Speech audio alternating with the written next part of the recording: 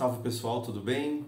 Bem-vindos ao canal Novo El, eu sou o Humberto Rossi e hoje nós vamos conversar sobre direita, esquerda e espiritualidade. Vamos nessa!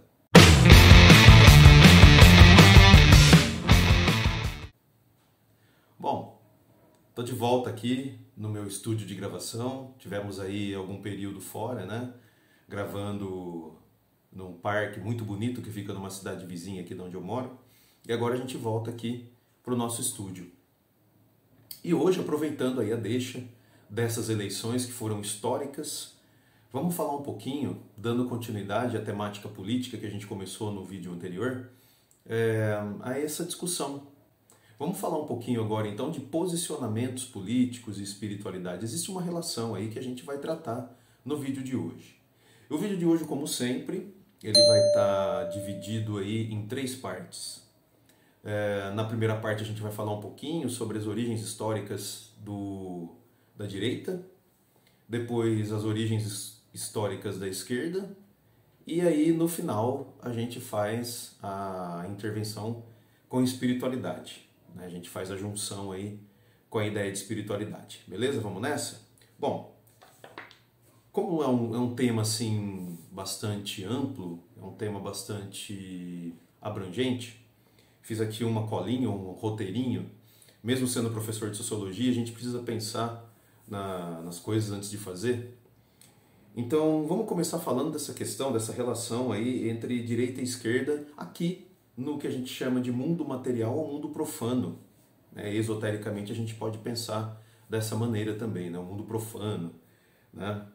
Até para dar aí uma conotação assim, né, trevosa, né, profano, aquela coisa assim, né? Parece que você viver nesse mundo é o mesmo que você profanar alguma coisa. Sabe Deus o que você está profanando estando aqui encarnado na matéria, sendo que foi a gente mesmo que escolheu, cada um de nós escolhemos estar aqui, né? Que profanação é essa? Mas convencionou-se aí no decorrer do tempo, no decorrer da história, a gente falar sobre mundo profano, ou mundo material, ou encarnação, como vocês quiserem aí. Vamos pegar aqui primeiro essa questão aí da direita. A direita, enquanto posicionamento político, né? A gente não chegou na espiritualidade. Vamos partir então, né? Vamos fazer aqui um movimento, usar um método marxiano, né? Do Karl Marx. Vamos fazer o concreto pensado. Vamos partir das coisas como elas são para chegar em como elas se originaram. Então vamos pegar hoje, direita e esquerda tem a ver com o quê? Na verdade vamos começar aqui, né, com a direita. Então começa o seguinte, direita e esquerda são posicionamentos políticos, não são partidos, não são religiões, não são nem filosofias. São posicionamentos, são convicções. Então não são partidos, são convicções. Política, econômica, cultural, como vocês quiserem, mas são posições, convicções pessoais, individuais. E aí a gente tem um primeiro ponto interessante. Tudo aquilo que é convicção individual, pessoal, está relacionado com a nossa trajetória de vida, que encarnados, mas também e principalmente com a nossa trajetória de espírito. Então atenção a isso. Então a direita, como é que ela funciona? Ela tem a ver com, né, o que define o posicionamento político de direita, é a livre iniciativa individual, é a individualidade, a empresa individual, é a propriedade, é a privacidade, é o direito à liberdade, né? É você conseguir as coisas pelo seu mérito e pela sua competência. Isso é o que a gente chama, né, resumidamente aqui, que também não quero deixar o vídeo muito longo, de posicionamento político de direita, ou convicção econômica, ou convicção de sistema econômico, assim por diante. Se você quiser aí fazer um estudo sério, para além dos clássicos aí, né, o que a gente chama de clássicos dentro aí da economia, da sociologia, das ciências humanas de uma maneira geral, quando a gente fala de posicionamentos políticos de direita e esquerda, seriam David Ricardo e o Adam Smith.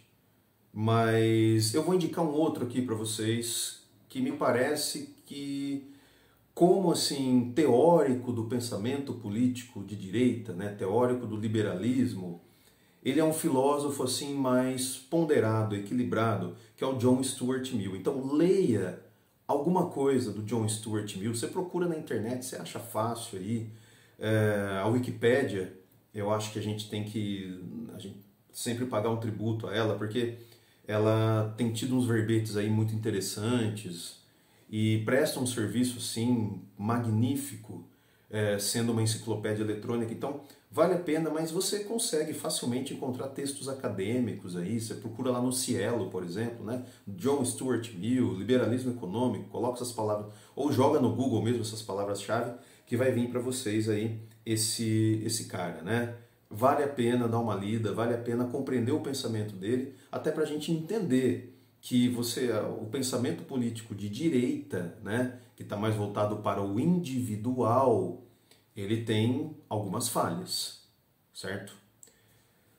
Bom, vamos agora para o pensamento político ou para a convicção aí, socioeconômica, político-partidária, enfim, convicção de esquerda. A convicção de esquerda, ela é meio que o oposto da convicção de direita. Então, se a convicção de direita ela é centrada no indivíduo, a convicção de esquerda ela é centrada no coletivo. Então, é um pensamento voltado para a coletividade. Então, os mesmos direitos individuais, a vida, a liberdade, a propriedade, a dignidade, que o pensamento de direita direciona ao indivíduo, o pensamento de esquerda direciona ao coletivo, certo? Então a diferença é nesse sentido. Então a gente pensa então no grupo, a gente pensa na importância da assistência. Então, claro, se você vive em grupo, a ideia é que você preste assistência àqueles que convivem com você. Você tem deveres com esse grupo na mesma proporção em que você tem direitos. Você leva uma vida em comunidade. E aí a gente pensa sempre nas condições materiais de sobrevivência, esse é o foco. Por quê? O maior teórico do pensamento, da convicção política aí, de esquerda, é sem dúvida alguma o Karl Marx. Né? E o Karl Marx, como materialista, por meio paradoxal que seja mencionar um materialista aqui num vídeo espiritualista, mas o Karl Marx ele tinha muito pé no chão quando ele pensava nesse lance de coletividade. Então, cara, não adianta você ficar aí filosofando, não adianta você ficar aí no mundo das ideias. É necessário que você olhe sempre para as condições materiais de sobrevivência. Então, o socialismo e depois o comunismo, que ninguém fala, né, de acordo com o pensamento do Karl Marx, porque ninguém leu. E a maioria de quem leu também não entendeu absolutamente nada do que ele escreveu. Então é um absurdo, né, gente? É a mesma coisa que os teóricos do pensamento liberal de direita, né? A maioria das pessoas que se diz liberal, que se diz não sei o que aí, cara, ou nunca leu absolutamente nada desses teóricos, ou se leu não entendeu bosta nenhuma, né? Então, ambos os pensadores, né, Adam Smith, David Ricardo, o Karl Marx, o John Stuart Mill, todos eles tinham muito pé no chão. Não dá para você viver de devaneio. Né? Essa história de que você vive numa sociedade que ela se autorregula, que é a essência do pensamento neoliberal. Cara, isso é de uma insanidade sem precedente. Da mesma forma que você achar que a coletividade ela vai ser sempre harmônica, também vai procurar um psiquiatra. Não é assim que funciona. Tudo tem que ter ali um crivo ali de racionalidade. Tem que ter equilíbrio, não adianta. Né? Então, o Karl Marx, por mais que ele tenha sido aí, né, historicamente aí, levado à pecha de que ele é um teórico da revolução, mas é óbvio, porque ele estava pensando em uma alternativa ao capitalismo industrial na época dele. Ele escreve ali no século XIX, entre 1848 e 1880. Velho, né? É um período de efervescência ali do capitalismo industrial. Então é claro, você vai esperar, se o cara ele é opositor a isso, você vai esperar que ele vai escrever ali, não, vamos aqui, né? Você pensa que o cara era pisciano, bicho, para ficar ali vivendo de sonho, a vida é bela, a vida é linda. Não, o negócio era o quê?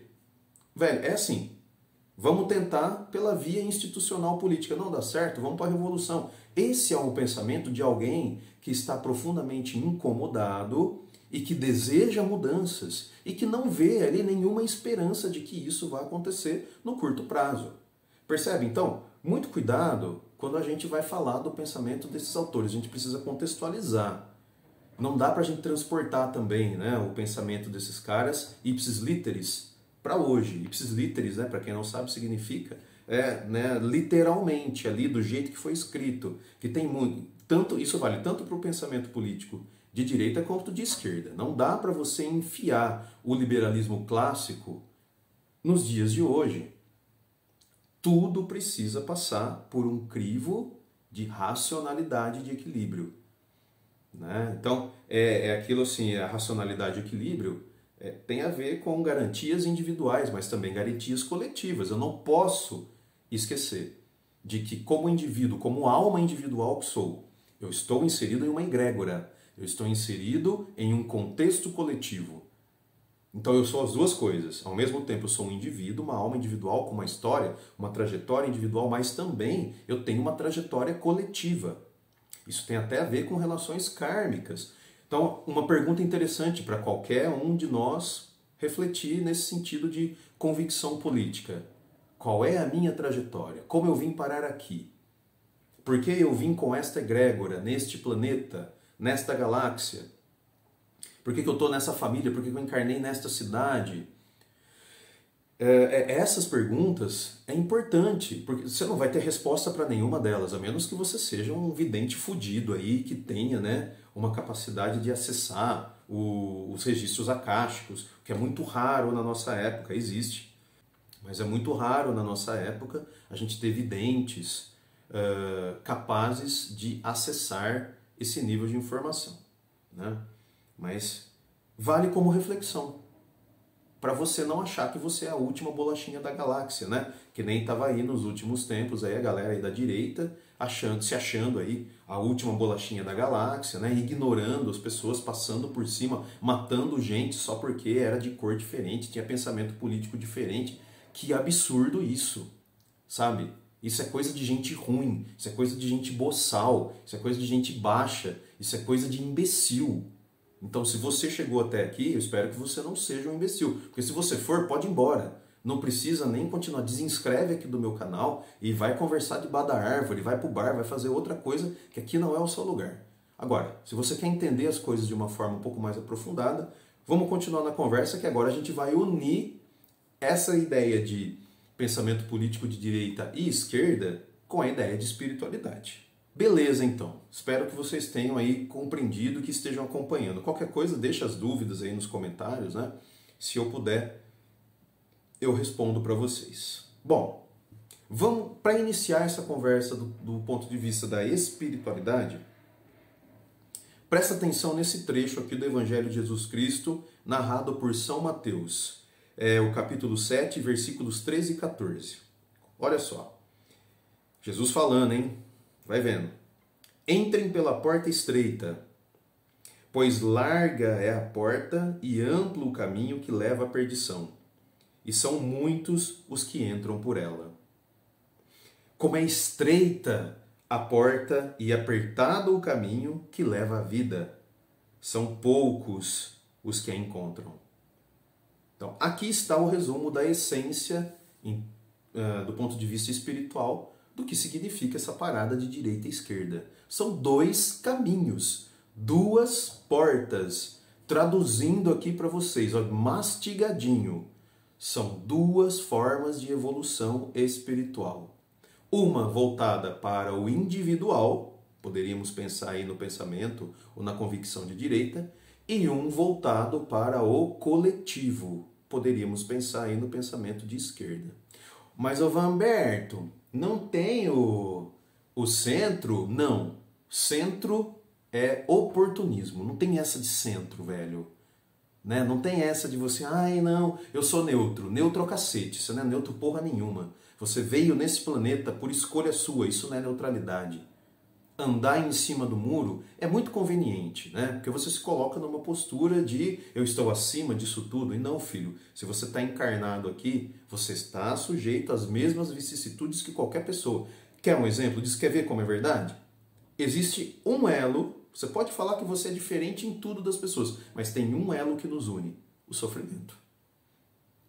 Quer dizer, isso independe de classe social, Isso independe de origem de nascimento, isso independe das suas convicções políticas. Todos nós, humanos encarnados aqui no planeta Terra, estamos sujeitos ao sofrimento. Então, as pessoas podem não se entender quando se trata de política, por exemplo, mas falou em sofrimento, todo mundo se entende, todo mundo sabe. Parece que quando a gente fala em sofrimento, as pessoas elas têm uma tendência de serem mais solidárias umas às outras. Talvez seja por isso, né, que a gente vive aqui uma encarnação sob a rígida lei, o rigor da lei kármica, né, pagando o pecado. Não sei, é uma impressão. Bem, então, legal, né? Então, como é que funcionaria espiritualmente, né? Então, nós temos, vamos pegar aqui uma figura clássica, nós temos Deus. Então, Deus é o Criador. Ele tem a sua mão esquerda e ele tem a sua mão direita. Na mão esquerda de Deus está quem? Lúcifer, né? Que aqui as pessoas, né, de uma maneira assim muito ignorante, transformaram esse cara em mal, né? E na mão direita de Deus está quem? Estaria quem? Jesus Cristo, o Salvador, né? Que aí transformaram também a figura do coitado do Cristo no Salvador da humanidade. Vê se tem cabimento isso, né? Uma pessoa, uma pessoa, em milhões na época dele, não estava nos bilhões ainda, né? Mas uma pessoa em bilhões carregar todos os pecados que os outros fez, pelo amor de Deus, é que Cristo que iria aceitar uma coisa dessa. Então, para de ser idiota, para de ser ingênuo e coloca isso que você tem dentro da cabeça chamado cérebro para raciocinar. Coloca isso em uso. Não tem nessa de salvar a humanidade coisa nenhuma. Jesus Cristo não veio para salvar a humanidade. O que aconteceu é claro que a mensagem dele chegou a uma grande quantidade de pessoas no mundo. E essa mensagem ela vem sendo perpetuada até hoje. Agora dizer que ele salvou a humanidade derramando todo o sangue na cruz, pelo amor de Deus, né? Eu acho que a gente pode superar essa visão infantil de espiritualidade. Não é assim que funciona. Os grandes avatares, eles não vêm para salvar ninguém. Eles vêm para deixar mensagens. E a mensagem é muito simples, ó. Você quer ir pela porta estreita ou você quer ir pela porta larga? E aí, como é que funciona, né? Vamos fazer algumas associações esotéricas aqui. Então, a porta larga, ela está relacionada com o que a gente chama de direita. Então, ela é individualista, ela é centralizadora, ela é masculina, racional, ela é logocêntrica. Então, ela está voltada ali, né, para um desenvolvimento espiritual mais individual, individualista e, por que não, egoísta, né? De forma diferente, nós temos então a porta estreita, que representaria aí uma ideia de esquerda, que ela é coletiva, integradora, feminina, ela é sentimental, ela é emocional. Aonde essa conversa toda nos leva? As dualidades inerentes à encarnação. Então, todo mundo tem olho direito, olho esquerdo. Mão direita, mão esquerda. Ouvido direito, ouvido esquerdo. Mas a gente tem também, né, isso que nós somos, espírito e matéria. E aí, dessa ideia se origina bem e mal, dia e noite, pares binários, né? Então, binarismos aí, numa terminologia aí das ciências humanas. Então, dialética.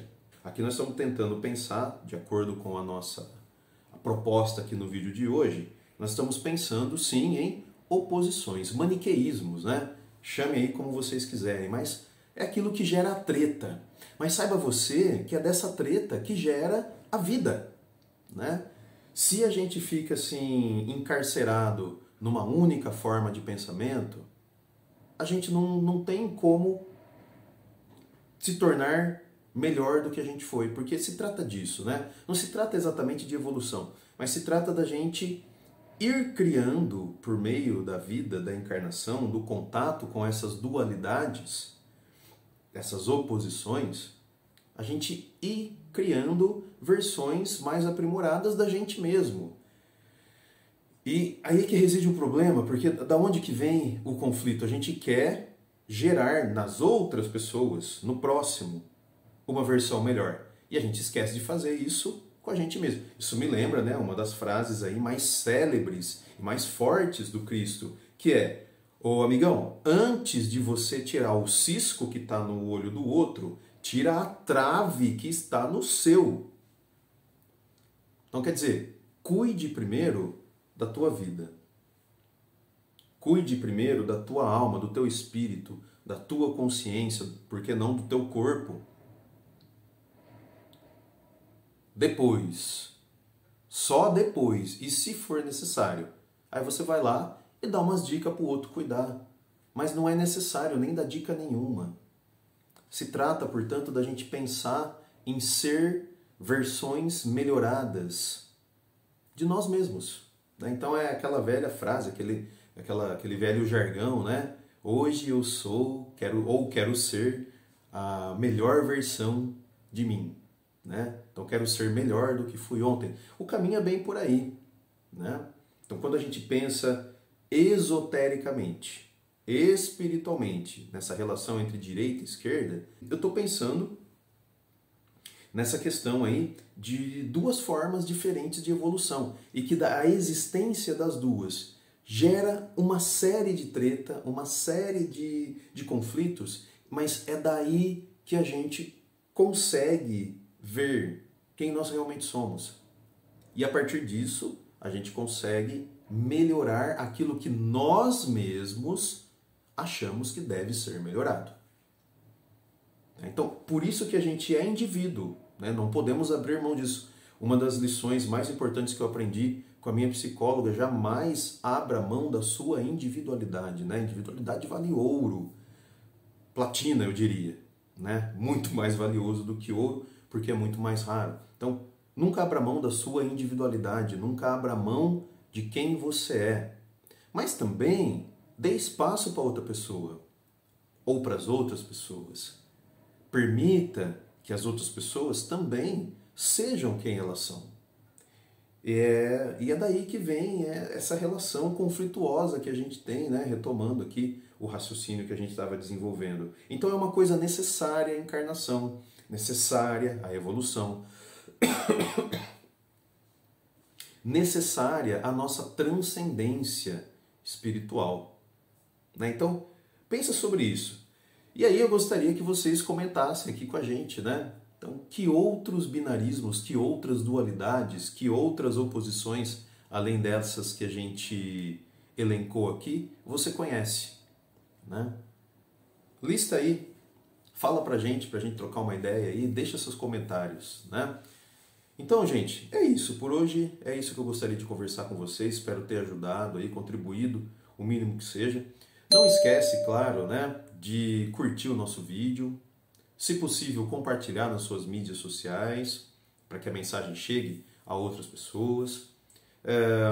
Ativa aí o sininho se você é novo no canal, não deixe de ativar o sininho para receber notificações de conteúdo e eu espero que vocês estejam sempre conosco aqui nos nossos vídeos. Uma coisa importante a se falar: eu não estou conseguindo nos últimos tempos manter aquela regularidade de, né, um vídeo por semana no mesmo dia. Conto aí com a compreensão de vocês, mas tenham certeza de que esse conteúdo é feito com todo carinho para vocês. Um grande beijo na sua consciência e no seu espírito e até o próximo vídeo.